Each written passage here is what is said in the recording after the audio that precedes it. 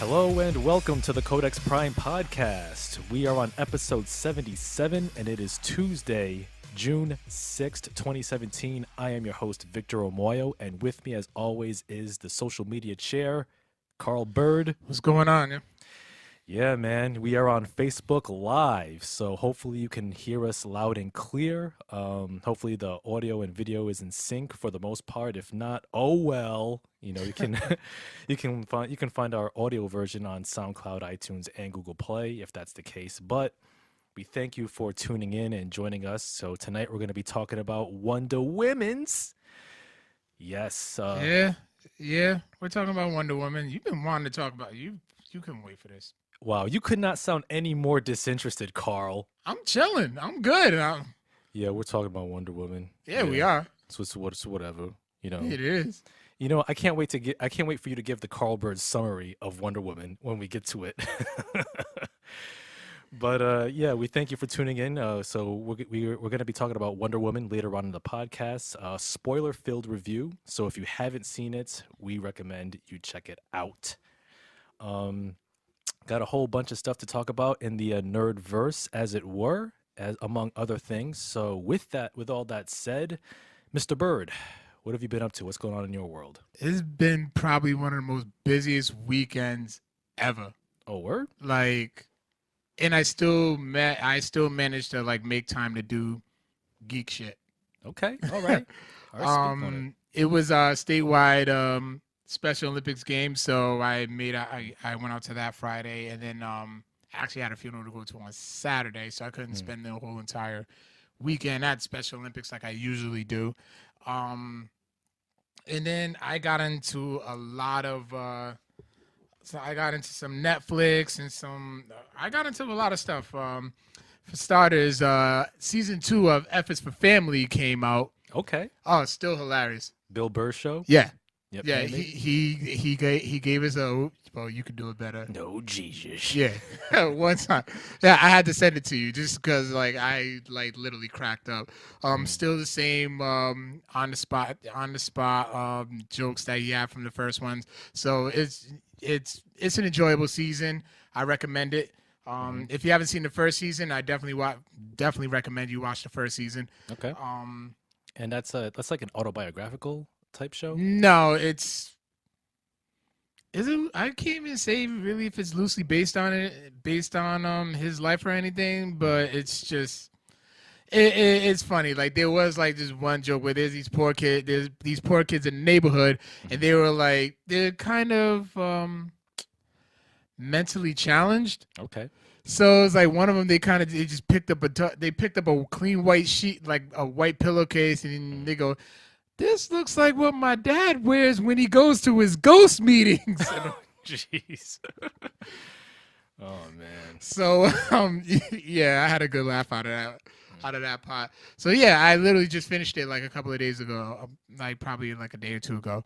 So yeah, definitely check out F is for Family. If you haven't seen the first season, watch the first season, and then you'll definitely move on to the second season. All right. Also, I also finished. I touched on this a couple of episodes ago, but Mogul, the Chris Lighty story, which is a Spotify original podcast series, talking about the life and death of hip hop mogul Chris Lighty.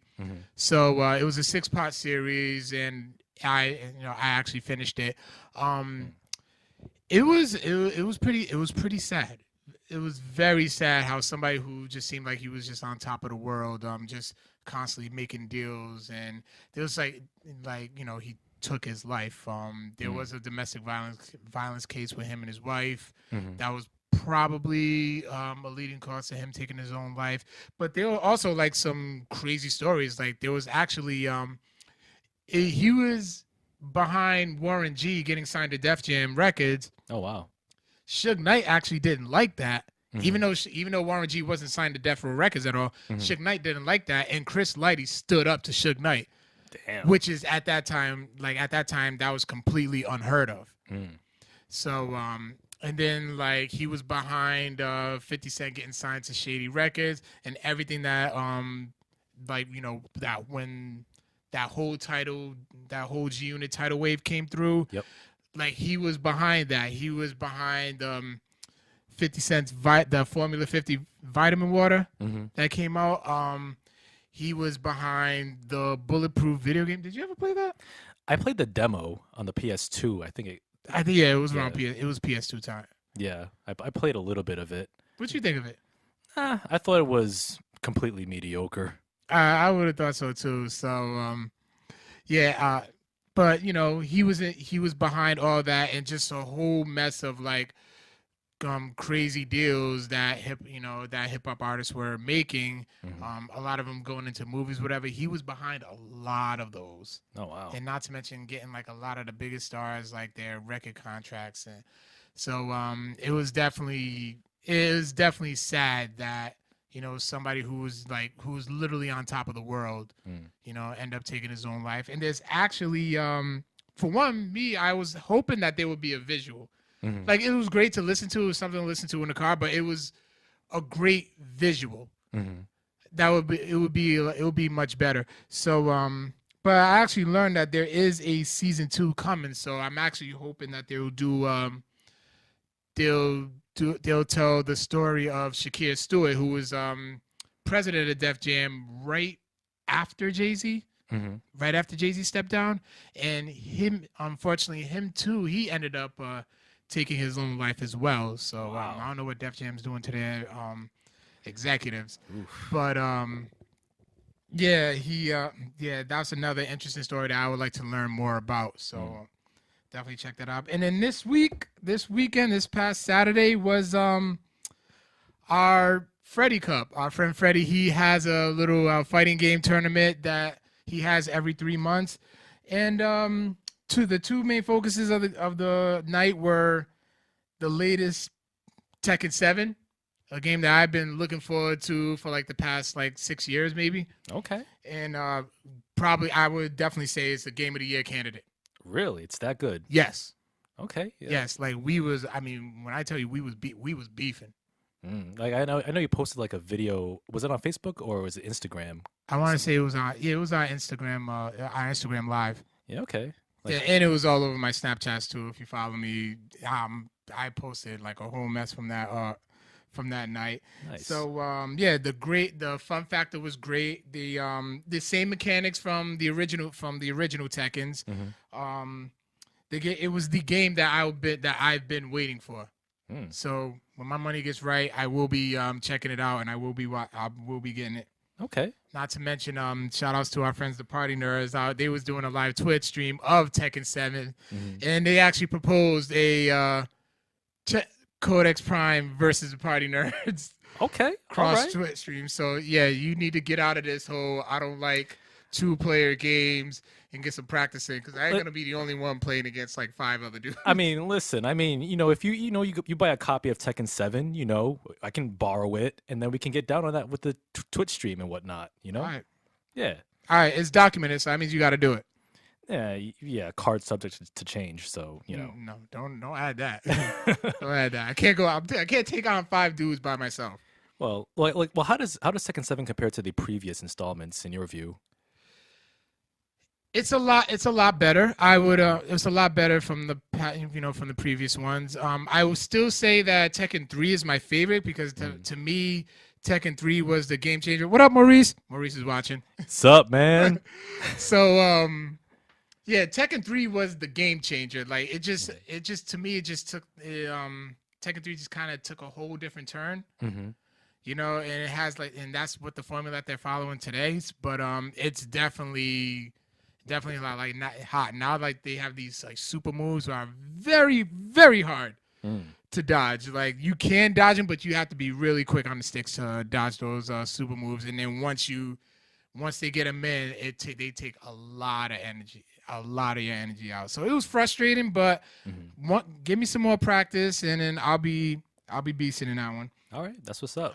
And then also another game that I've been itching to get is Injustice 2. That does look good. It's very good. I need to get my copy of that just so I can get into the campaign mode. I'm not even a DC guy. I'm a Marvel guy to the death, but I love the Injustice series. Like I would also consider this one a fighting game of the year candidate as well. Okay. All right. Because I Don't do ask have, me to vote because I'm on the fence. Well, I do have the first Injustice on my PS4. It Yeah, was because like it was free. yeah, free to play from whatchamacallit, PS Plus. Yeah. PS Plus. So I played a little bit of it and I did enjoy it. I played through the campaign mode. But being that it's a fighting game for me, it's like I don't have the time to kind of sit down and try to memorize all the moves and the button combinations. Like I don't know, it's just over my head. No, it's not. It's not hard. You can do it. No, I mean it's like the timing and If everything. you can remember the exact day that you bought your TV, when you became friends with certain people, and a whole bunch of other shit. Well, I mean, if you can remember the exact day that Star Wars came out, May 25th, 1977. if you can remember like the year the first Fast and Furious came out, 2001. okay, if you can remember the year the first WrestleMania, 85. then you can remember freaking button combinations. Well, You'll be all right. You'll be all right. I mean, I try though. It's like I see the button. It's like here's the thing with me in fighting games. Like I go in the practice mode, Okay. and then I try to execute the button combinations, like down, forward, down, backward, and all this, and the button combinations. Like it's precise, but it's like I always end up button mashing at the end. So it's like, damn.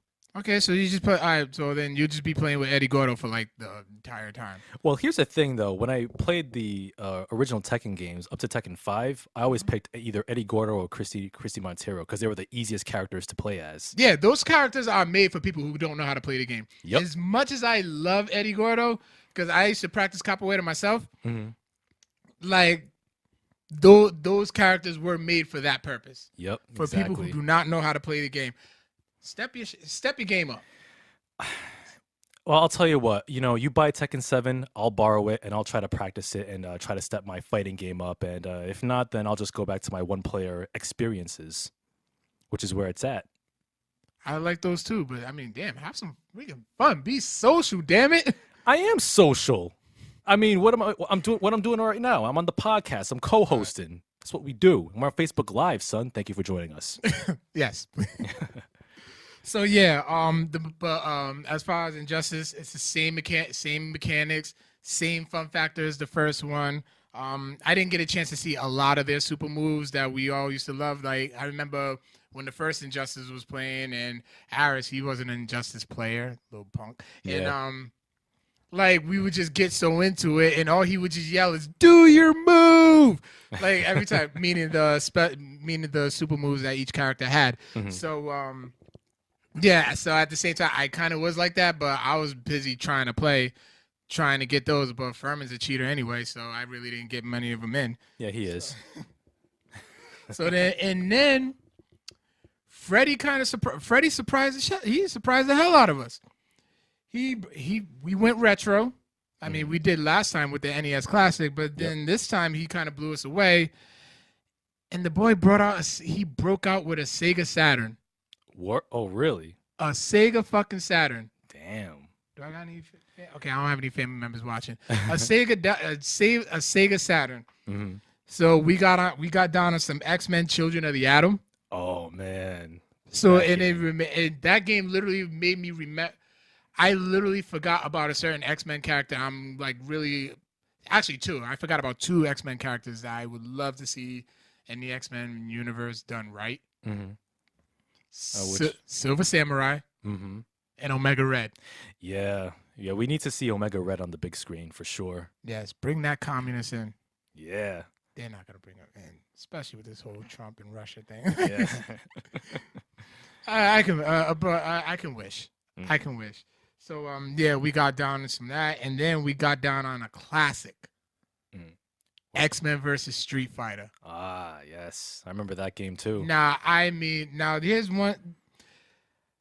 Gambit was such a beast in that game. Yep. Like, I remember, like, wasting tons of quarters at the corner stores and using Gambit.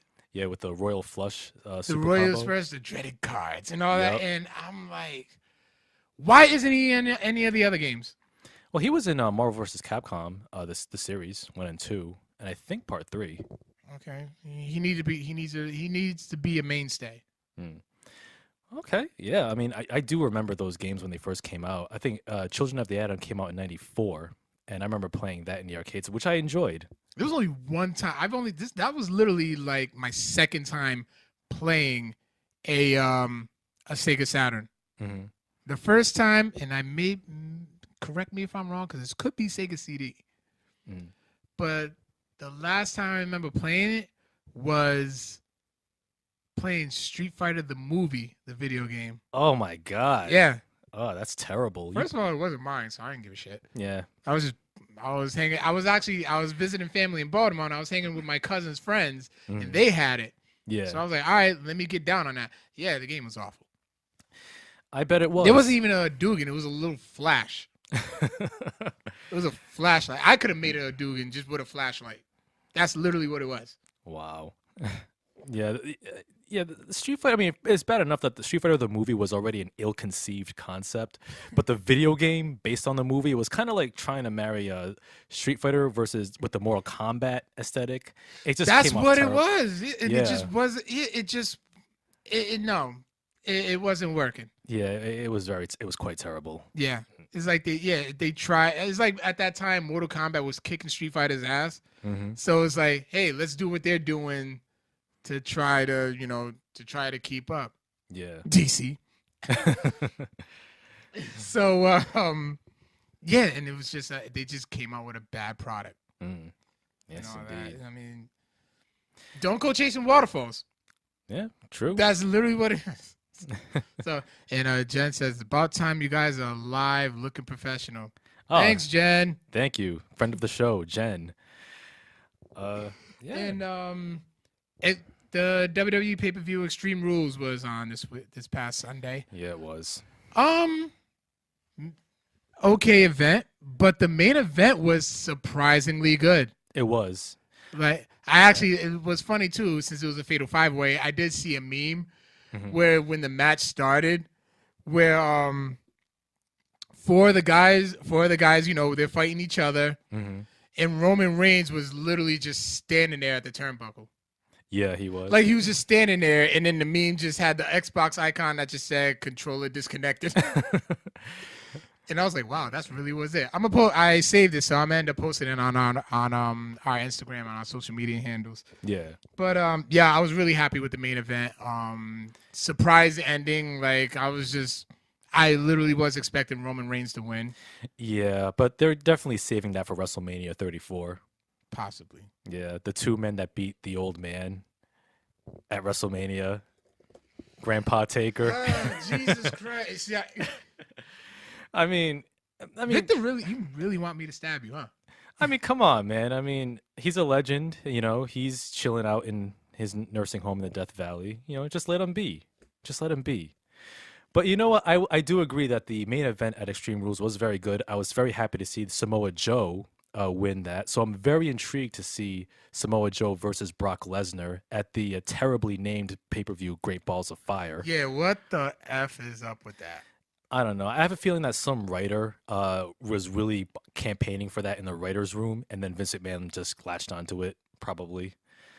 I don't know. But at least Joe versus Lesnar, I mean, because you have two badasses in there. And the thing is, like, but I don't want it to be a suplex fest. Like, Brock Lesnar can wrestle. He's an NCAA state champion. He is? Yeah. Like... NCAA champion, former UFC champion. Yeah, like the boy can fight. The boy can wrestle. Yeah, he's legit. And Samoa Joe can too. Mm-hmm. So I want to see some beefing. Yeah, I want to see like some submission holds. I want to see some hardcore like. Yeah. Yes, Jen. Vic does have a Wonder Woman shirt on. Yes, I do. Look at that right there. Gotta represent for my homegirl. You know how it is. What? He's the only man in the world who owns a Wonder Woman shirt. I am not the only man in the world who owns a Wonder Woman shirt. I'm pretty sure there are other nerds and geeks out there that own one too, right? Possibly John Aponic. That's the only person I can think of. Yeah, probably. But yeah, the super villain. Yeah, our resident MCU hater. But yeah, that's my super villain. Yeah, indeed. I hope he owns that title like a badge of honor. He probably does. Good for him. But yeah, I will say. Shut up, no, just you. Well, what did he say? Okay, Jen says, "Shut up, no, just you." Yeah, whatever. Get your life. And John Aponic says, "I do not own a Wonder Woman shirt yet." Yet. That's But exactly what he said. Yeah. but yeah, getting back to Extreme Rules, I will say that the worst moment for me was the Alexa Bliss versus Bailey kendo stick on a pole match. Oh my God, Bailey looks like such a chump out there, just buried out there, man. What? I mean, did you see that I'm. match? I saw. You know what it was? I What was had a that? phone call, Hmm. so I had it on mute, and I was paying more attention to the phone call than I was the pay per view. Okay, well, you weren't missing anything in the match because, well, the whole conceit was that Bailey agreed. She actually made the stipulation. She agreed to the kendo stick on a pole match, talking about she wants to prove that she's extreme, that she can take on Alexa Bliss. And Bailey, she was the first one to get the stick off the pole. And just when you think that she was about to mollywop Alexa Bliss, just like wreck her shit with the stick, like she hesitates, then Alexa Bliss spears her, so she knocks the stick out of Bailey's hand. Bliss picks up the stick and starts whooping the shit out of her, just beating her upside the head with the kendo stick, and just pinned her like in under like what 2-3 minutes. Just totally buried Bailey out there, and in fact, Bailey got some boos from the crowd, justifiably so, because she looked like a complete joke out there. I think I did come across a meme where it was like, "Oh, didn't come out as expected, didn't it?" Oh, what's up, Yeah, Amanda? yeah, And Jen says, "Blah blah, wrestling is scripted like reality TV." Yes, we know that, but we yeah. enjoy it as well, Yes, we do. just like you enjoy your reality TV. Indeed, get your life. But but I will say that the Extreme Rules event, it was, I mean, well, that match anyway, it was just not. I'm just disappointed what they did with my girl, Bailey. They gotta build her up more, because the way she's being portrayed on screen now, it's like she's a jobber, and it's not cool. Like Bray. Yeah. We're having a little technical difficulties with the camera. Yeah, so just bear with us. We're still Facebook Live. We're still doing it. So Carl, keep anything else? That literally is it. Wow. That literally was it. That oh yeah, one more thing. I want to shout out Double O Subliminal Double O on Twitch. I went into I started playing Resident Evil 7 and I Twitch streamed that. We're trying hard to get that on YouTube, but that just didn't work out. So yeah, as of right now, yeah. So as of right now, I'm still waiting on getting an email from the Twitch company to see what it is that we're doing wrong. But yeah. But thanks for watching. I'm definitely gonna continue. I'm definitely gonna be streaming more games. Hopefully, probably just straight to YouTube. But every now and then, we'll probably go back and do a live Twitch. And other than that, that's pretty much all that I've been up to, except until Wonder Woman. Yeah. Yes, we do have technical difficulties right now, but we will be back on Facebook Live back after these messages. So stay with us, and we will bring you more of this hot nerd fire. All right, and we are back. We apologize for the blackout. I I do want to say that with our current Facebook Live setup, I'm recording with my DSLR camera, which is unfortunately, as I'm learning, not the most ideal setup for a Facebook Live broadcast. So I'm gonna have to actually buy a dedicated a webcam, which stinks. But hey, it is what it is. We're just gonna roll through with the punches. Fortunately, the audio version, which you'll hear on SoundCloud, iTunes, and Google Play, will be much better. So thank you for tuning in. Thank you for sticking with us. Hopefully, if and when the camera does go out again, we'll continue this shebang bang. Right now, this Bang a bang. I have an interesting choice of words. yeah, like I said, it just comes to me, just rolling off at the top. You know what I mean? Um, hopefully, our viewers will come back. Right now, I titled this part of the Facebook Live feed as episode 77, part 2. But yeah. So yeah, anything else, Carl? Nah, I'm good. I'm good. What the hell you been up to? Oh man, I've been up to quite a lot actually. Like I've been catching up on some television shows as of late via streaming platforms. In fact, I renewed my subscription to HBO Now last week. All right. Yeah, so I'm definitely prepared for Game of Thrones season 7, which comes out in July. July 16th, correct? I believe so. Okay.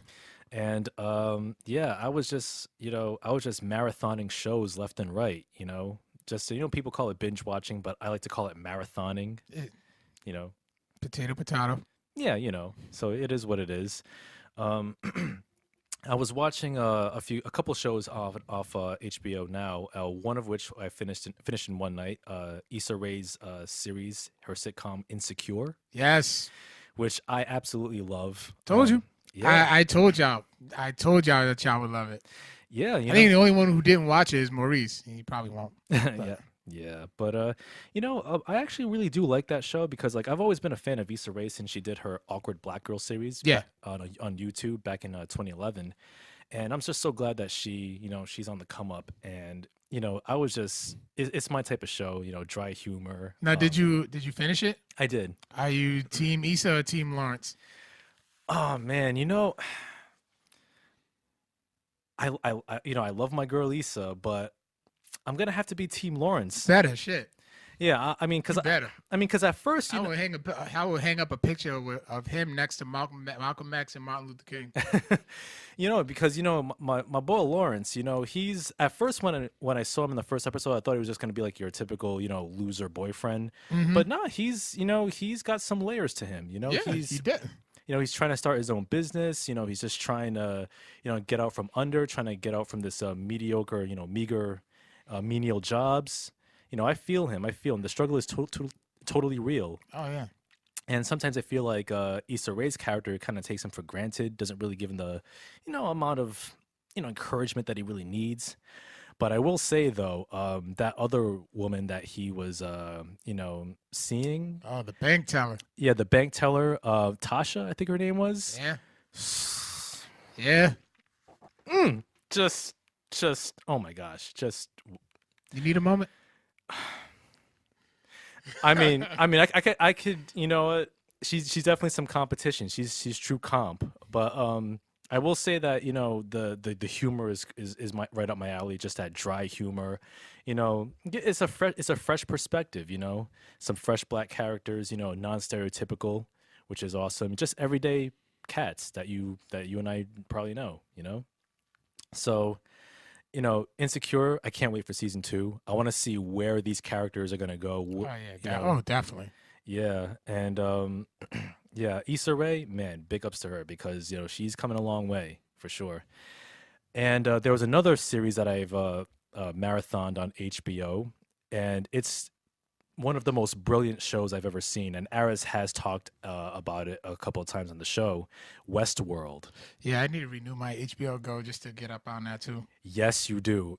I will say this: Westworld, it's visionary, it's unique, it's brilliantly written. The showrunners are Jonathan Nolan and Lisa Joy, and no relation to Chris Nolan. Yep. Oh, really? Yeah, that's his brother. Awesome. Yeah. Cool. And Westworld, it's an awesome science fiction Western television series. It takes place in this fictional amusement park called Westworld, which is like the Wild West. Okay. And all these hosts or androids portray cowboys or Native Americans or other denizens of this Westworld universe. All right. And people can, humans can actually go into this world and, indulge their basest desires or darker instincts. They can shoot, they can kill, they can screw, whatever, anything in between, go on adventures. Wait, robot banging like Ex Machina?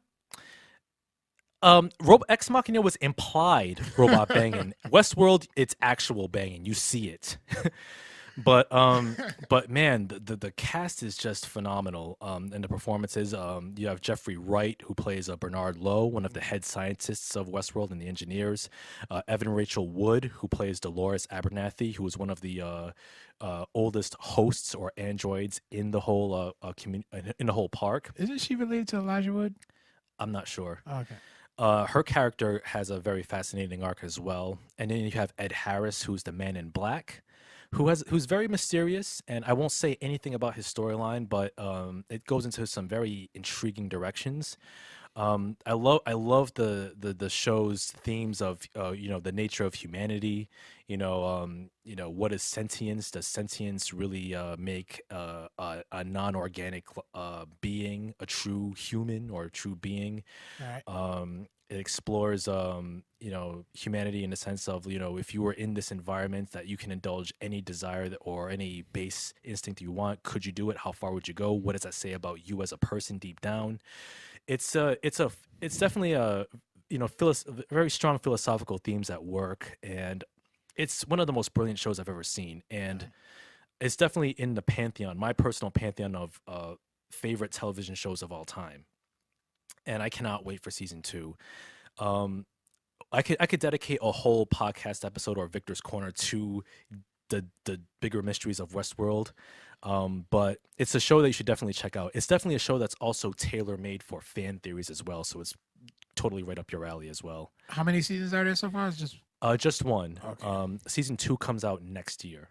Oh, okay, good. I got plenty of time. Yeah. So Westworld, phenomenal series. If you haven't seen it, make that a priority. Oh, damn, Freddie just signed on, and you missed to talk about Freddy Cup. Oh man. Hey, what's up, Freddie? Yeah, so besides that, there was one other show that I started too. Almost done with the first season. Not HBO, ABC's How to Get Away with Murder. Jordan, you just missed. He just asked Codex Prime, how do you guys feel about Tekken 7? You just missed me talking about it. You probably missed me by like a good 10 minutes, man. Yeah, and yeah, definitely watch. Once this episode is done, watch part one of episode 77 on Facebook Live, and you'll hear Carl's thoughts on that. Yeah, it'll be on iTunes, SoundCloud, or we'll be posting it later. Oh yeah, absolutely. But yeah, man, I've also started marathoning How to Get Away with Murder, starring Viola Davis. I know it. Yeah. I know about it. I never watched it. You should. She They're already about 7 seasons deep now. No, 3 seasons. 3? Yeah, she's badass as attorney Annalise Keating. Woo! Like already got a lot. I know. Like she plays the damn part though. And I believe it. Like Viola Davis is just an amazing woman. Absolutely, amazing woman, amazing actress. It's a show that she definitely she relishes in the role, and it's an actor's dream. And just to see Viola Davis put it down on screen, it's just wow, man. Like if any student of acting should definitely watch it for the strength of her performance as well as a supporting cast. And I'm definitely gonna finish the rest of the series, hopefully by the end of this month. But that's one show I do highly recommend. I should have gotten into it when it came out 3 years ago. I don't know why I didn't, but I'm glad I did. It's too busy watching them damn Criterion movies. Yeah, that too. Well, I haven't indulged in Criterion in quite a while though. But because other stuff, reading, catching up on books and shows now. But yeah, the first 3 seasons, How to Get Away with Murder, they're on Netflix. Check them out when you can. My cousin Jonathan he wants me to dig into the NBA Finals. Okay. I'll just go to it real quick. It was probably going to be not even a minute. Hey, what's going on? What's going on, Edward? The NBA Finals. My thoughts. I honestly still believe that this can go either way. Yeah, the Warriors are up 2-0 right now, but last year the Warriors blew it, so it could go both ways. That's all I can say. I can't even choose who's gonna win. So as long as the series is good, that's all I want. All right, you can go back to. All right, that was your sports minute with Carl. Yeah, so that's pretty much it. We do have several items of interest, some geek news to delve into as well. First of which, I'll have to get into some sad news, unfortunately, on the TV front. Underground has been canceled after 2 seasons. Tribune Media has canceled the series, which aired on the WGN America Network. Because of the cancellation, the Twitter hashtag Underground on Netflix is one of many calls by fans on social media to see the series continue on another platform or network. I really do hope that Netflix or Hulu or some other platform picks up the series, because the way season 2 ended, it ended on a straight up cliffhanger. and this show is way too interesting for it to just stop. Didn't you just like review that like 2 weeks ago? I did, and Damn. yeah, man, yo, I don't know why they had to cancel the series, but hopefully it will find a home and soon, because we got to know what happened to those characters, and if we can see more of Aisha Hines as Harriet Tubman, yo, that's TV gold. I really do gotta look that girl up. Because you keep saying that she plays Harriet Tubman. You said she looks just like her and stuff, right? Kinda, yeah. She has Alright. that essence down, and she's also on Shots Fired. Like I said, I only caught like the last 15 minutes of it because I gotta prepare. All I want to see was an outlet thing. I get that, and then I get ready for Cookie. Yeah, whatever, man. Get your life, dude. I'm good. All right.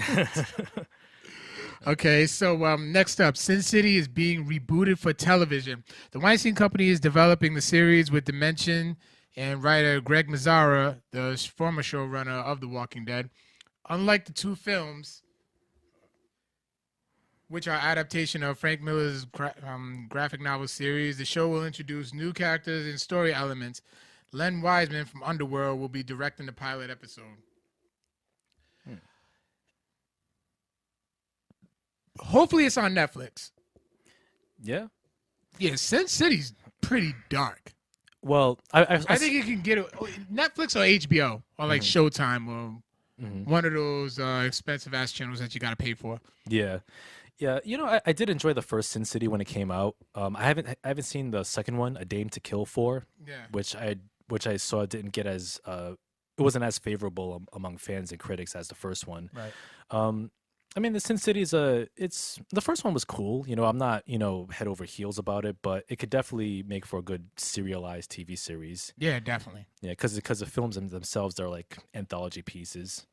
But yeah, hopefully we'll see some interesting material with that. Another cancellation news. Well, it was pretty much dead before it even got off the ground. Neil Blomkamp's Alien 5 project is totally dead. In an interview with The Verge, the District 9 director revealed that his proposed Alien film will never see the light of day, and implied that it is mainly due to Ridley Scott's taking charge of future Alien films.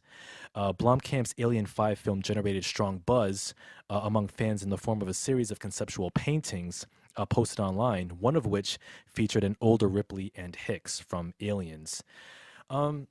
It's too bad that Blomkamp's Alien 5 project was canceled, because it did pique my interest to see where they would take Ripley and Hicks, kind of ignoring Alien 3.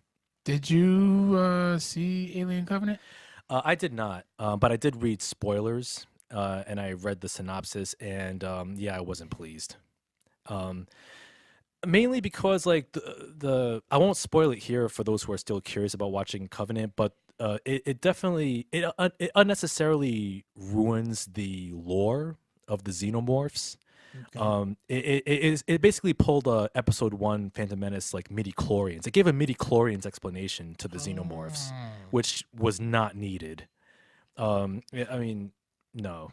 Oh, and John Aponic wants to know, does that include the Spirit Victor? The Spirit Victor. Oh, if he's talking about Frank Miller's, that's yeah. The Spirit was a shitty movie. I don't know if you've seen that. Nah. Yeah, you're not missing anything. Yeah, I'd rather if they make a Spirit television series. Yeah, why? Just don't. But yeah, somebody will watch it. Yeah, you would. I mean, you spent all this time watching Iron Fist. Hats off to you. So listen, bruh, it's part of the Defender series. I'm invested into that. I'm invested into that storyline. I don't know, man. Once I go through it, once I start, I gotta see it. I had to see it through. I don't know, man. Yeah, trust me. I completely understand why everybody hated it. Like I would say is the least favorite of all the Marvel Netflix series, but hey, I had to see it through, and I actually enjoyed it. All right, fair enough. I'll probably just read the Wikipedia synopses and catch up that way. I know you will. Yeah. All right, so next up, John Wick Chapter 3 production scheduled for this fall. Derek Kolstad, screenwriter for the first 2 John Wick films, will be writing the 3rd movie along with director Chad. What the fuck? Stileski. Thank you. I can't pronounce much. Yeah, you can. Samuel Jackson also expressed interest in starring in Chapter 3. I'm all for it. I love Samuel Jackson. Yeah, and My only request is he says the word motherfucker at least 30 times. yeah, it's John motherfucking Wick. I'm happy. I can if he says that if he even says that at one time, I'll literally just I'll get up and leave the theater just satisfied. Nah, well, have you seen the first 2 John Wick I films have yet? not. You were supposed to let me borrow the first one. You can still borrow it. Oh, okay. Yeah. In fact, John Wick Chapter 2 comes out next week on Blu-ray. These videos are coming out on DVD so fast nowadays. Yeah, Like literally, like I saw the commercial for Beauty and the Beast like a couple of days ago. Mhm. And I'm like, didn't that movie just come out yesterday? Well, yeah, right nowadays there's a much shorter turnaround between the theatrical releases and the Blu-ray DVD releases. 2 months is the minimum. Like for example, Logan came out in March and it just Yeah, came out sorry. on Blu-ray just a couple weeks ago. But yeah, John Wick Chapter 2 comes out next week on Blu-ray, Best Buy Steelbook edition, which I will get. The fanciest of packaging. Yes, it is. And you need to get on that Yeah, because I do get on that. I saw, somebody sent me a video. I probably posted on our Codex Facebook, but it was Keanu Reeves on a gun range, Mhm. and I he's saw that. about that life. He is about that life. Like he was hitting these targets like if it was nothing, and he was about that life. Mm. Yeah, yes, indeed. Yes, indeed, he was. A little too trigger happy for my taste. Hey, that's why he scored those headshots so effectively and efficiently in part 2. Like you'll know it when you see it. Like All right.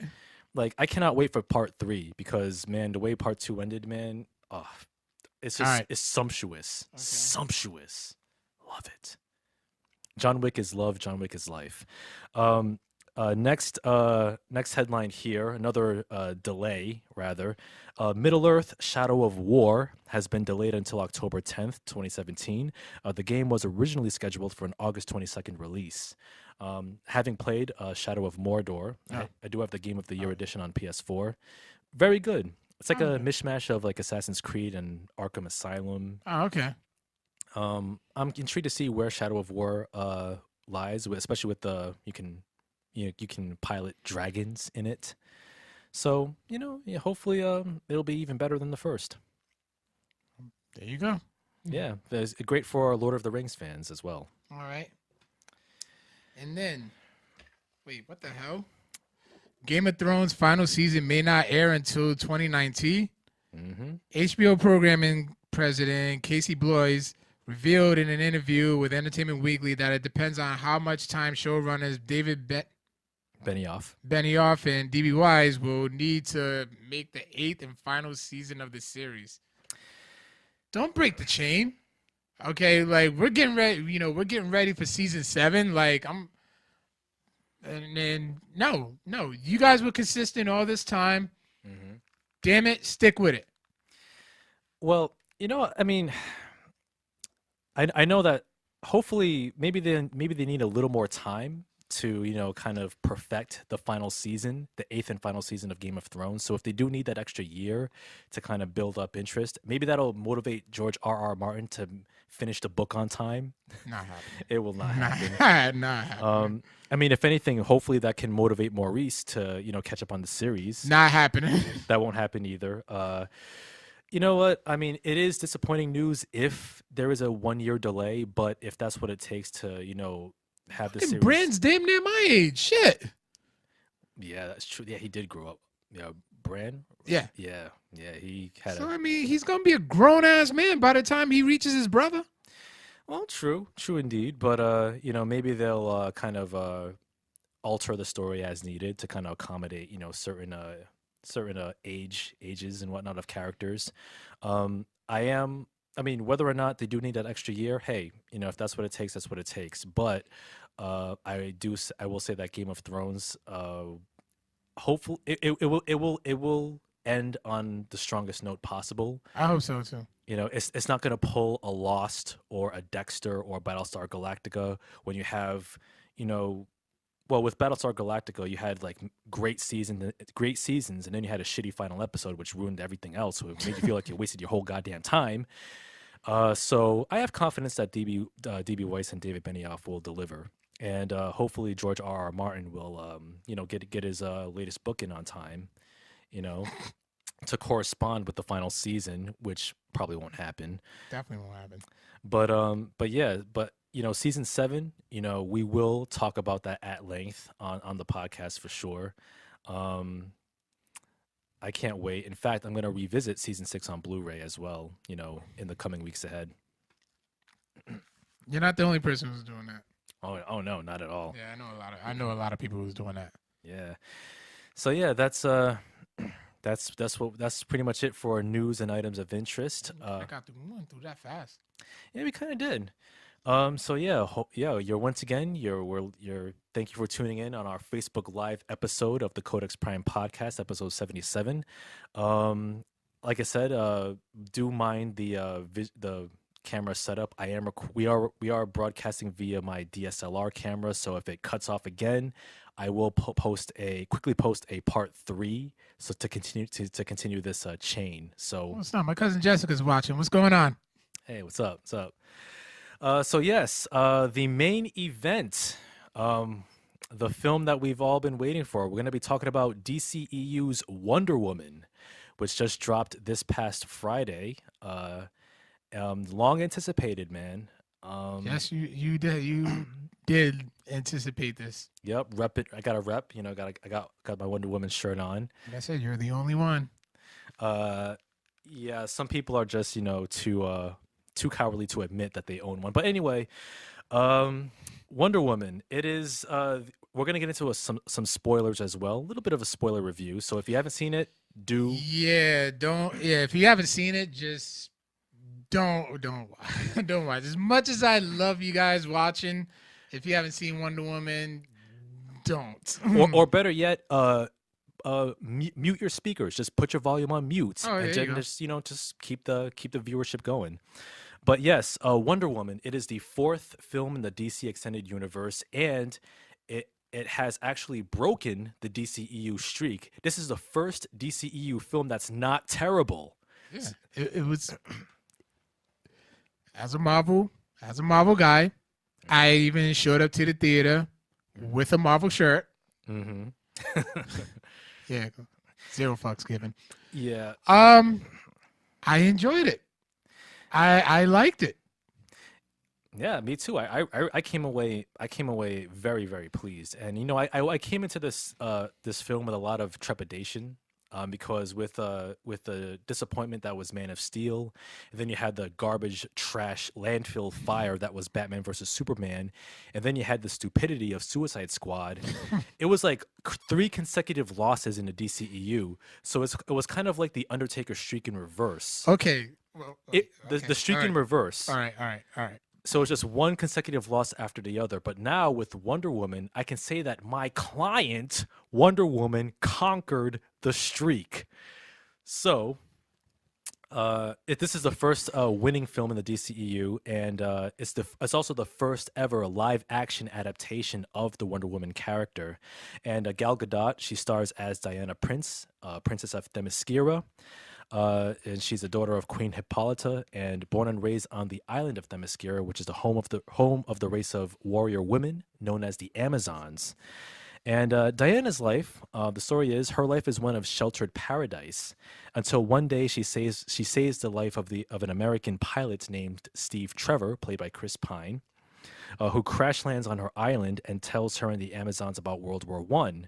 And wanting to stop the war and save humanity, Diana joins Steve to put an end to the conflict. But there was a sinister force at work behind the scenes. Love you too, Congo. Yep, that only Wonder Woman has the power to face. What was that, Wildman Congo on there? Yep. Hey, what up, man? Shout outs to you, my friend. Oh, you'll be back on soon. So we'll be in touch. Yes, indeed. Shut up, Jen. Oh, Jen's back. Yeah. What is she saying? No, this is my team. Yeah, I'm repping. Listen, 5 rings. Catch up. Yeah, Dallas is coming. Thank you. Boom. And I'm not even a football fan. What's up? anything to discredit the Patriots garbage team. But anyway, you know, I like I said, Don't get him started, okay? We got a Packer fan and a Giants fan now. Don't let the Brady fans get in. yeah, the Brady fans, bunch of bandwagoners. But anyway, you know, getting back to Wonder Woman, like I said, I came into this film with a lot of trepidation, a lot of nervousness, but I came away very pleased. This is a damn good film. Well, I seen that it got 96% on Rotten Tomatoes. Yep. Me personally, I wouldn't have given it 96%. Oh yeah, Yeah, I probably would have gave it like 76, that's a little low. Maybe 85, 80.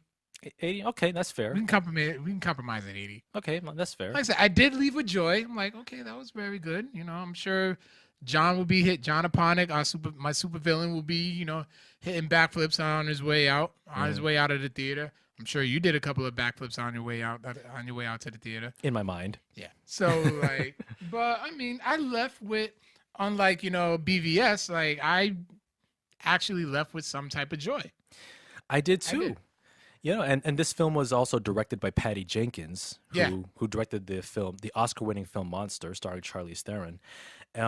Yeah, as you say, like this film, unlike the previous 3 DCEU films, I did come away with a lot of joy, a lot of like high spirits, because in terms of tone, it does have a very I want to say bright's not the right word, but I would say it's a much less joyless and much less morose tone, especially compared to BVS.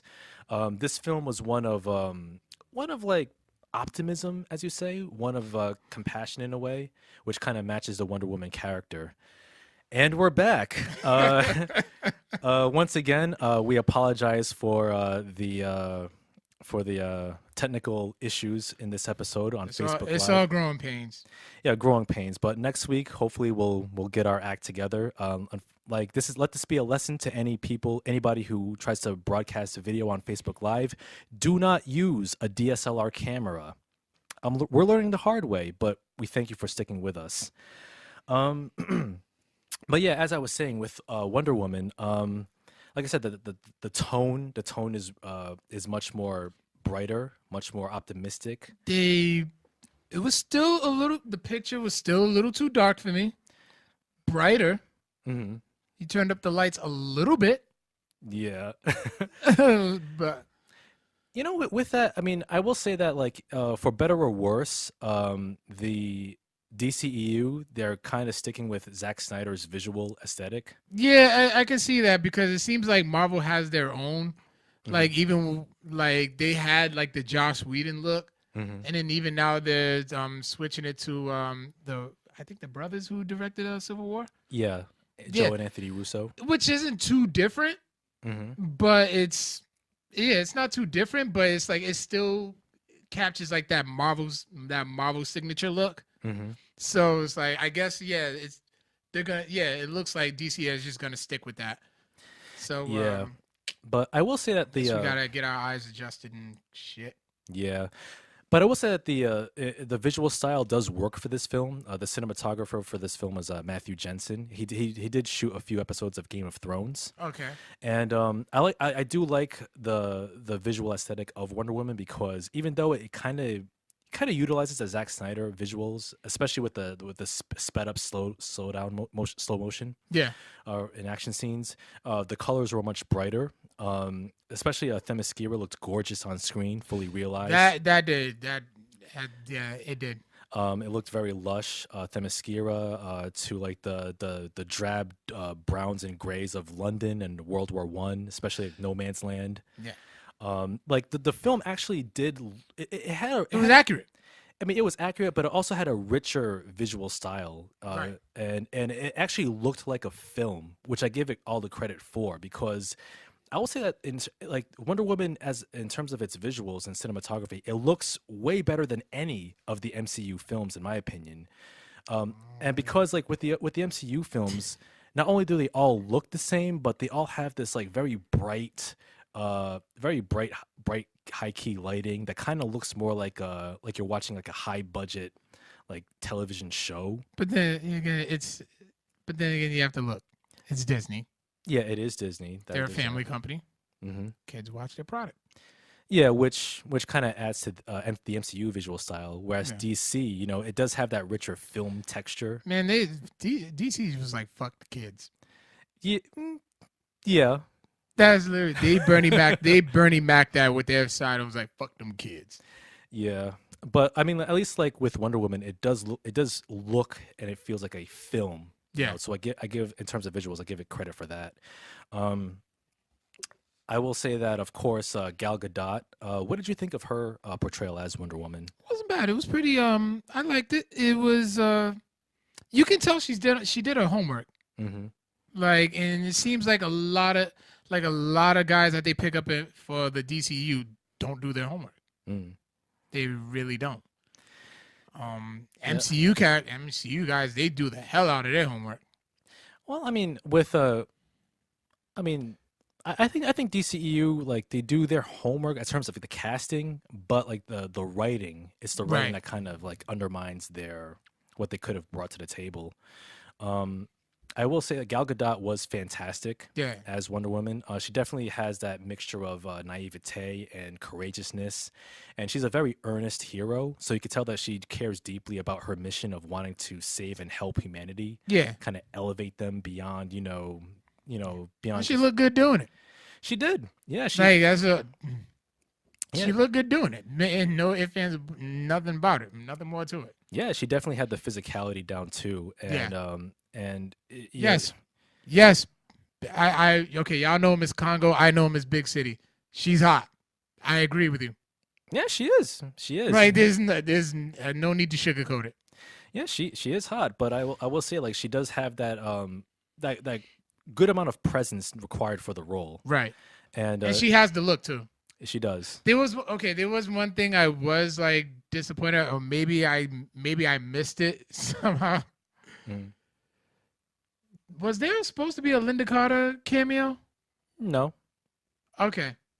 I wish it would have been nice if there was one. yeah, but a nice like tip of the hat. Yeah. Kind of. I also liked the supporting cast, especially as Chris Pine as Steve Trevor. That he was cool. Yeah, he was a very charismatic supporting character or co-lead rather, and him and Gal Gadot had very good on-screen chemistry, and you could tell that Steve Trevor he's also trying to do the right thing. He's a spy, undercover, infiltrating the German army in World War I, and what was that, Carl? No, I'm saying one person I did like in the movie was Ewan Bremer, casted as Charlie, Hmm. the Scottish drunk. The Scottish drunk. Yeah, He was good for comic relief.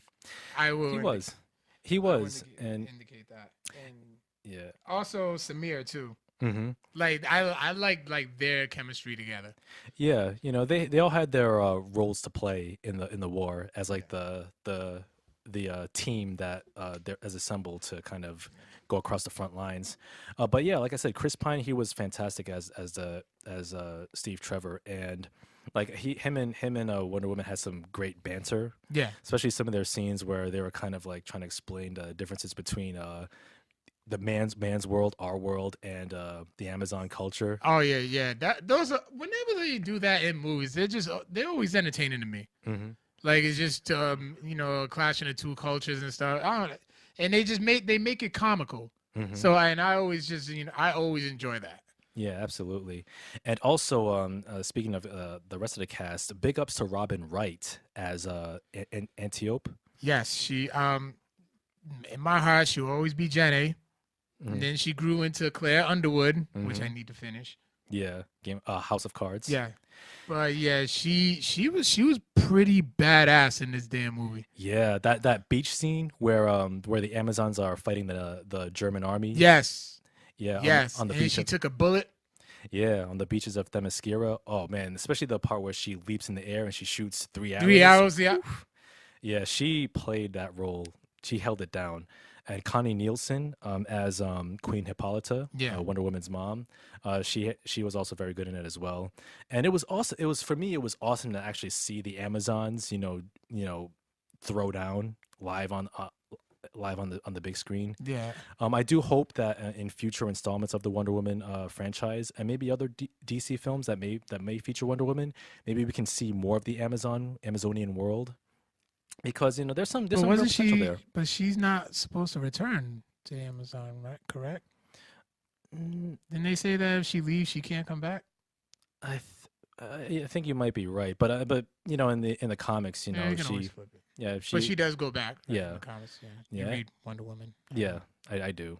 But you could still there's still some plenty of richness there. And also, speaking of the Amazons, one of my favorite scenes was early on in the film, where it was the film was explaining the birth of the Amazons and Zeus and Ares, and how that unfolded as that live It was like painting. the painting, and it kind of came to life. Yeah. That was dope. Yeah, that was a very dope visual effect. And in fact, that reminded me of an awesome film, a visually awesome film that people should check out. It's on Netflix. It's called The Mill and the Cross, Okay. which is like this live action, this painting come to life on the big screen. I forgot what the name of that painting was, in fact, but it is on Netflix. And Wonder Woman, that whole scene where you saw the birth of the Amazons and that live painting, it kind of reminded me of that film. So that was an awesome visual. Definitely. Definitely. I do not disagree at all. Yeah. And also too, the action scenes, man. Like for me, the defining one was No Man's Land on the battlefield, where Wonder Woman, Yeah. she charged ahead, amidst gunfire. She held up her shield, and then she allowed Steve Trevor and company to kind of flank the Germans on the other side of the Yeah, trenches. she covered him. She was pretty bad. She was badass in them. Like no, hands down.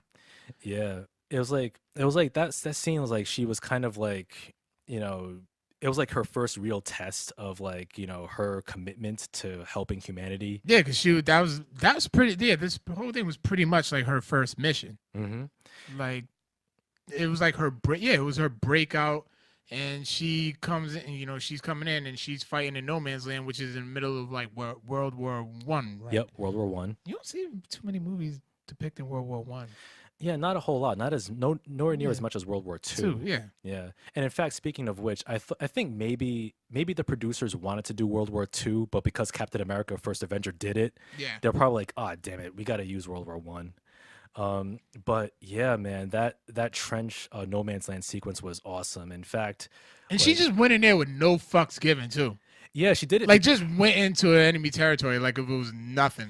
Yeah, because and plus that also was an excellent example of display of her compassion, because she came across that one woman who said that we're starving, we're poor, our homes are ravaged. And that's ruined. all she like focused on. She was like, Yeah. okay, yeah, we got to help this up. I'm like, no, but we got to do this. No, we need to help these people out. Mm-hmm. Yeah, so it's like, otherwise, why are we here? You Yeah, know? exactly. Yeah, so like that was like the most defining action scene for me in the film, and just seeing her, being that beacon of courage and just holding the shield, deflecting all that gunfire. It brought a huge grin on my face. I was like, this is awesome. This is what I want to Grin see. or a tear? We all know how sensitive you are. It didn't bring a tear to my eye, but I was very. I was choked up. What the fuck? I wasn't choked up, but I was definitely very happy to see what unfolded. I was like, yes, this is what I'm talking about. Yes, queen. This Also, hey, she is a queen, but okay. but also another awesome scene where she was battling the Germans in this building in the middle of this village. The sniper, and then Steve Tremor just took a page out of the Amazon's book. Mhm. Where she's like, here, grab all this, and on the count of 3, just push up with all your might. And Yeah, like they use and like she just and they just used they used that. Well, I think it was like a piece of a roof or whatever, and they just catapulted her, and she just went right straight into the roof where the sniper was that. Mhm. Was that, and then she just completely like destroyed the whole entire roof. Yeah, the whole steeple Yeah. of this church. Yeah, that was pretty awesome. He is sensitive, Jen. Whatever, but yeah, man, Sensitivity. get your Ralph Trayvon ass out of here. But that is a good song. But yeah, that kind of brought me out of my seat too, just seeing that as well, because it was like a nice callback to the Amazons. Also, too, what was also awesome about the film was seeing the lasso of truth being used in the film. Because you kind of you could kind of see elements of like how it's not only a tactical weapon, like kind of like ensnaring enemies and whatnot, but also it kind of like I mentioned before in an earlier episode of the podcast, how it can be used as a potentially terrifying tool because when you're ensnared in the lasso of Yeah, truth, and even in the like, beginning when they had Stevie Trevor in there, he was just like, "Okay, what are you doing here?" He had it, and he's like, "I'm a spy," da, da, da, da. And he's like shocked. He's like, "Did I just like say all that? Like, yeah. damn, this shit works." Yeah, and what's interesting is that like it's like as you're snared in the lasso of truth, it's like you're fully aware of what's happening, Yeah. but you You can't just help can't but, help. Yeah, you can't help it. It just brings the truth out of you. yeah, you're compelled to spill your guts, and I definitely like the use of that in the film, and also like just like how the film unfolded. I thought it was like very well paced as well. There wasn't one slow moment that kind of dragged the film down. Nah, Like nah. everything moved efficiently. Zack Snyder need to take some notes from Patty Jenkins. Yeah, man. Yo, He does. and you know what? And speaking of Patty Jenkins, man, originally she was gonna direct Thor: The Dark World. Really? She was, and she had some interesting ideas for it, but she left. But ultimately left because of creative differences between her and Marvel. And her idea of Thor 2 was having like this Romeo and Juliet esque story between Thor and Jane Foster, Yeah. Natalie Portman's character. And it sounded really interesting, but Marvel was like, nah, we want to do something more conventional. So that's why she left. Oh, well. And she found her way to Wonder Woman. And hey, Things work out for a reason. Things happen for a reason. yeah, Marvel Studios loss is DC's gain. And man, In this one case. don't Don't get too carried away. yeah. Marvel's still kicking ass. Yeah, but I will say that, Wonder Woman, it is it is on par and probably better than most of the other MCU films, in my view. Definitely better than Guardians 2. I would compare if I can't really compare it to a Marvel movie. I just haven't really like thought that deep into it. If I was gonna compare it to any other DC movie, I would probably compare it to The Dark Knight Rises. I wouldn't give it the Heath Ledger. I wouldn't give it The Dark Knight just yet because I still think The Dark Knight was the best DC movie Oh, absolutely. ever. Mm-hmm.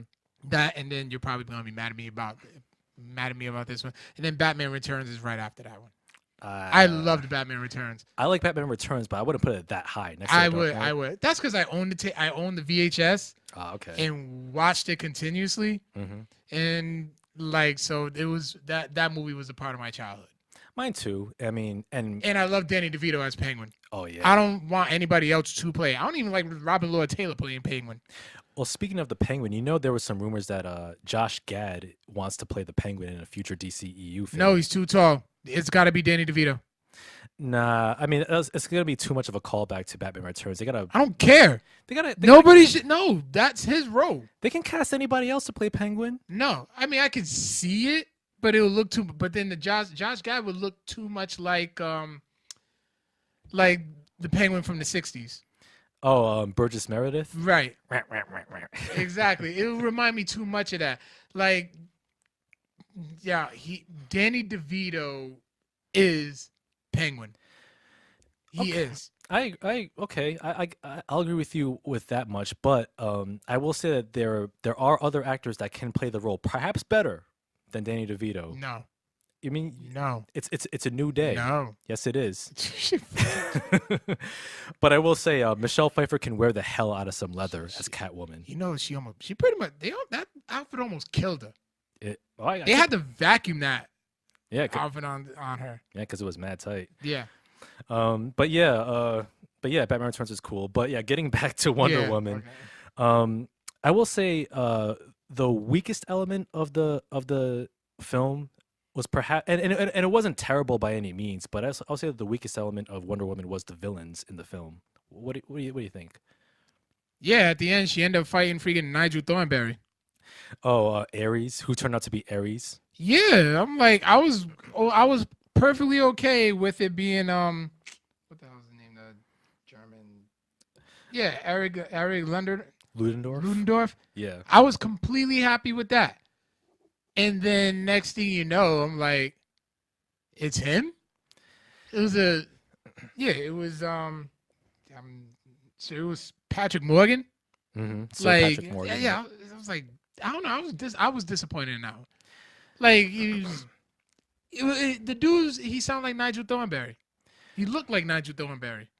Well, I mean, Did you watch the Wild Thornberries as a kid? no. Well, he was also most famously Rupert Remus Lupin in the Harry Potter movies, which you haven't seen inexplicably. I know. When it's to the point where my supervisor told me that that I'm a horrible person and I should rot in hell because. Yeah, he's absolutely right. But I will say that Danny Houston as General Ludendorff and Doctor Poison, aka Isabel Maru, played by Anaya. I thought they were kind of like a little too cartoonish, maybe a little too broad, just by a smidge. But I thought they were okay. I thought they were just fine. And uh, I thought Doctor Poison had she was a bit of an interesting character, like an interesting backstory. I wanted to know like what kind of got her to that point, what led to her disfigurement, what Yeah, led that's her true. to develop all these chemical weapons. Um, I thought she could have been developed more as a primary antagonist. Uh, oh, okay, You smash. see what I mean? I see it. Yeah. But David Thewlis as Ares or Sir Patrick Thorne, I thought that Ares, I thought it was a little bit of a letdown. I thought because it came off because especially that whole action scene, it kind of replicated way too many other comic book films that we've seen, like Yeah. the big light show, CG light show, and Ares is like, I'm just corrupting humanity. Humanity is not worthy of being saved. Join me, Wonder Woman. And it's like, yeah, I've seen that before. But I thought that the scene it did work. It wasn't terrible. It did work because it did involve some sacrifice with Chris Pine's character, Yeah. who took all those bombs, those weapons up to the sky, and then he. Yeah, but then the whole cliche, I love you. I'm like, you only known her a week. And it just kind of Well, that seemed a bit too cliche as well. okay, perhaps it was a bit cliche, like him telling her that how much that he loves her, but because I think it was maybe And because didn't he like indicate that he was married no when they were in the boat together? no I don't think he was married.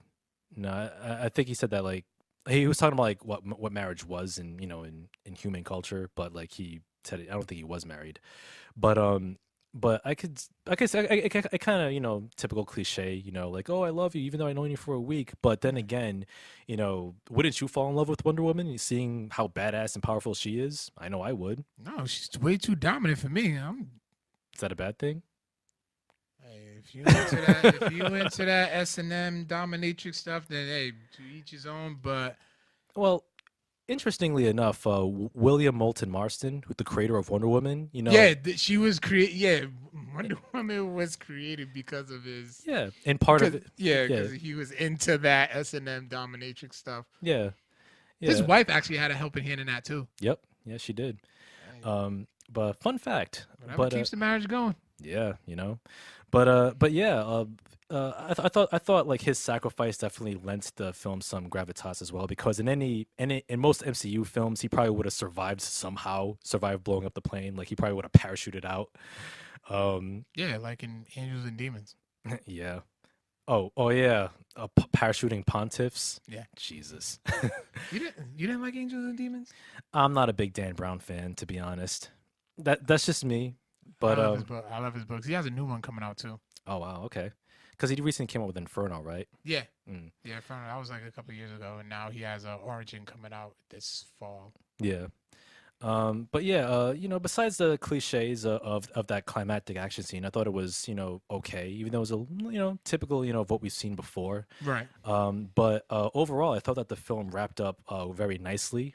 It does uh it gave us what we were looking for, and not only a Wonder Woman film, but also a DCEU film. Right. So I mean, I think a lot of people. I honestly didn't think it. Really, I still don't think it deserved a 96% on Rotten Tomatoes. Like I think what and I heard a friend of mine actually said this too, and I agree with him.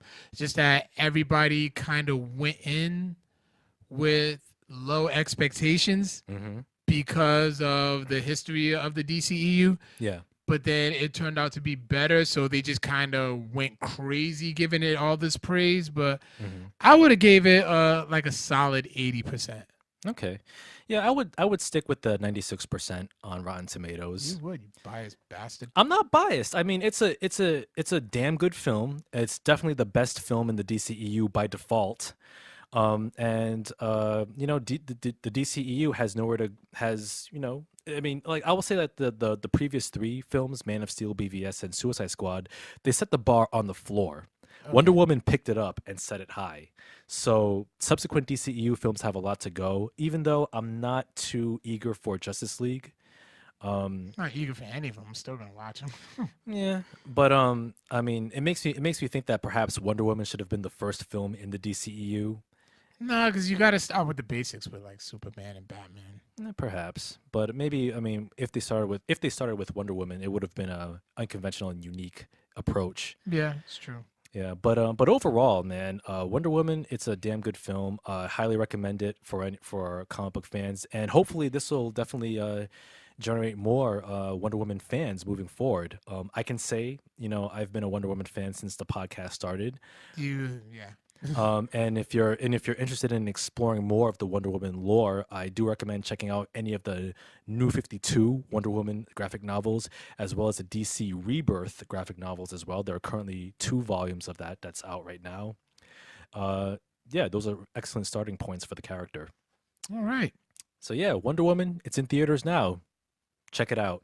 Go ahead. Go see it. Yeah, and as always, send your thoughts about Wonder Woman if you've seen it to the Codex Prime Podcast at gmail.com. All right. Yeah. And question of the week. So last week's question of the week was what was your favorite video game based on a movie? Mhm. Now I remember you said the Chronicles of Riddick, Yeah. and I said the Lion King. Hmm. So it was more busy on our Instagram. So Okay. Tattoos by Dre Tavares says Wolverine is by far more superior than its movie counterpart, especially when Origins was PG-13 and the game was rated M. So violently good. Also heard Spider-Man 2 was really good too. Yeah, for the PS2. Right. Yep. La Latino Taku Cosplay, good friend of ours. I met her at this past Rhode Island Comic Con. She said, along with me, The Lion King on the SNES was always my favorite. Hard as fuck, but fun. She probably means level 9 when you had to go through all the tunnels Oh yeah. and fight all the hyenas. Mhm. I had trouble with that one, and then I ended up like mastering it. Nice. My supervillain, John Aponic, says Enter the Matrix for PS2 was so much fun. The chases were intense, and simply being able to beat up everyone using bullet time. Oh, okay. All right. And then Just a Concussion. Mhm. That's a funny name. I like that. Not that it was good, but Roger Rabbit. I played it a lot because I hate myself. I like driving the car. I never won it. Oh, okay. Okay, that was good. That was good. Thanks, Jessica Concussion. So this week, if you can recast anybody from any superhero movie, Mhm. who would you recast? Oh man. Okay, that's a interesting one. Do you have any answers for that? Yes, Okay. Let's I hear it. would recast. I'm actually trying to look up the guy who played him. You probably may be able to catch his name before I do, but I would recast Bishop from X-Men: Days of Future Past, Okay.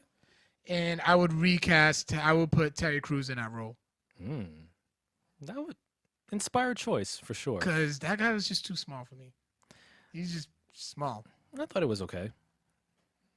Too small. The Bishop I remember was like Jack Diesel. Mm-hmm. And Terry Crews looked so much more like him. Okay. All right, and we're back. This is our fourth and final part of our Facebook Live My goodness. Wonder Woman episode. Once again, technical difficulties, a bit of growing pains, but we thank you. We really appreciate you sticking with us on this endeavor. Next week, I will have a dedicated webcam that can, film us continuously. But yeah, to your point about who would I recast? First of all, the guy who played Bishop in Days of Future Past was Omar Sy. Yeah, I would definitely replace him with Terry Crews. Okay, Terry Crews, very audacious choice for sure. For me, it's a hard question because now that I think about it, there are so many great actors who portray heroes and villains, very well. Okay. Oh, I have one. I would definitely recast Jared Leto as the Joker. I think it's a combination of, because Jared Leto, he's a very good actor. I mean, Right. Oscar winner for Dallas Buyers Club, but I think Jared Leto perhaps made I guess some poor choices as the Joker, who just comes off as like some sort of weird cross of a juggalo and And a Cholo. and a poor imitation of Heath Ledger's Joker. Yeah. So I would recast the Joker, but the question is who? It's hard. I mean, I have the perfect Joker in mind. who? Willem Dafoe. Oh, that's delicious. Me saying delicious about a grown ass man. No, shut up. I mean, like it's tantalizing. It's tantalizing casting right there. I mean, because Willem Dafoe can effectively play like extremely batshit crazy characters Correct. with a extremely sinister edge. Yeah, Willem Dafoe is a Joker. That's a good one. I don't really have an answer for this week's question of the week, but I will say basically any other actor who can portray the Joker, perhaps much better than Jared Leto has. I will also say I would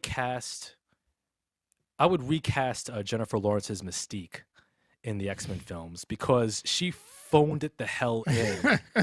She phoned it in X-Men Apocalypse, which is already a mediocre film to begin with. Yeah. And yeah, at this point, I would just recast Jennifer Lawrence moving forward if they're making any more X-Men films with this. I would also recast, as much as I love Halle Berry, I would recast Storm. Yes, I would too.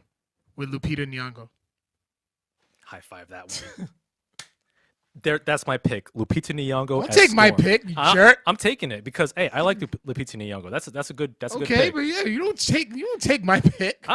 Because I don't have a pick of my own. So could have came up with something. As much movies that you watch, you couldn't come up with one on your own.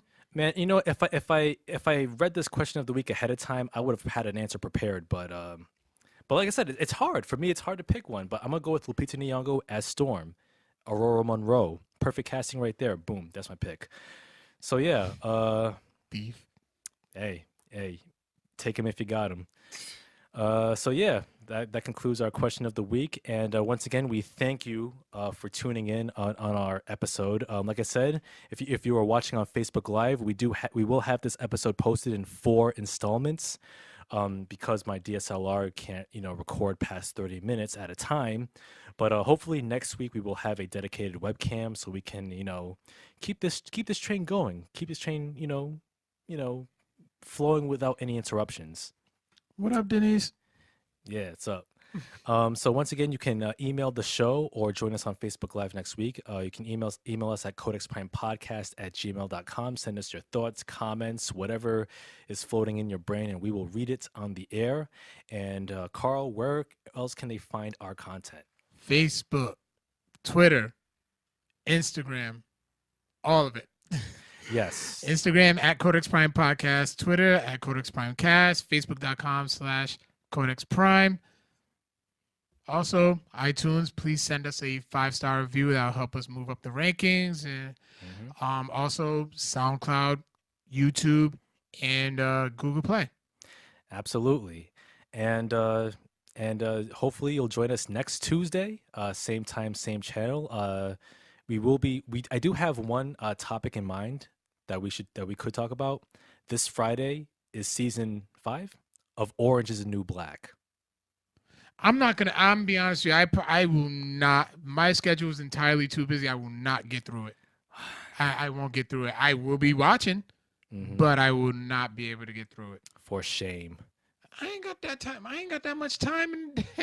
Well, if anything, I might pick up the slack for both of us. I'll try to give a non-spoiler review. Maybe at the top. I'll try. I'll get as much as I can. Okay. Yeah, but as far as finishing a whole series, I've done it before, but it'll be worth a shot. We'll see how it goes. Yeah. But yeah, thank you for watching. Thank you for listening. And we will catch you next week. Peace out, nerds. Later.